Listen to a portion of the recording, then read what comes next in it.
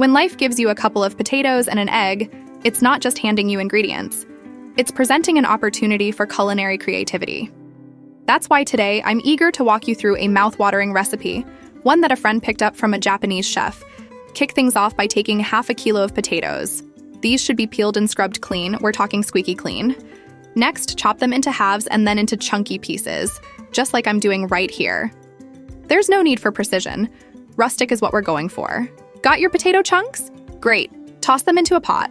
Sprinkle them with a generous tablespoon of salt and then pour in enough water to just cover the spuds.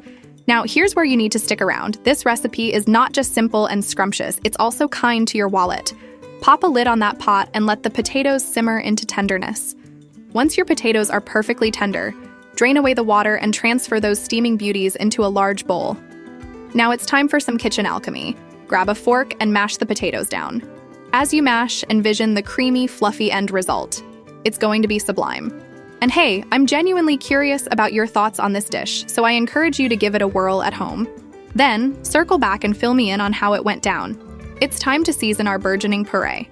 Weave in a teaspoon of salt for balance, a dash of paprika for warmth, and a sprinkle of black pepper for a bit of a kick.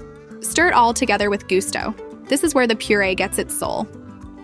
Now, for structure, we'll introduce 2 tablespoons of cornstarch to our mix. This is the secret to a dough that holds up, promising a homogeneous and malleable texture for our next steps. Before we move on, I've got some shout-outs to some wonderful people who've been following these culinary adventures. A big hello to Eva Velasco from Guadalajara, Johanna Cavida from Cuba, the ever-smiling Graciela Carreño from Panama, Trinidad, Carla from El Salvador, and the vibrant Carmen Peralta from Peru.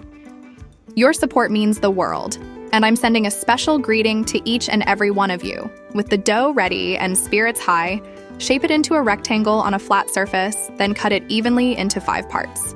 This recipe's popularity skyrocketed in my home from the very first taste.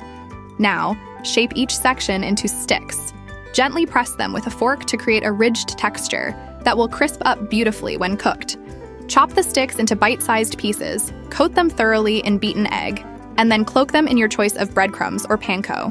The grand finale involves a pan of hot oil over a medium-high flame. Fry the potato cubes until they boast a golden tan, but keep a watchful eye. We want golden, not charred. For those of you who are new to my recipes, consider this an open invitation. Try this one out, and don't be shy with your feedback.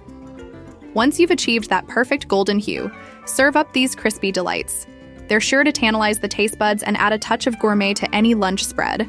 Partner them with a crisp green salad and a selection of your favorite dips for an unbeatable meal. Bon appétit!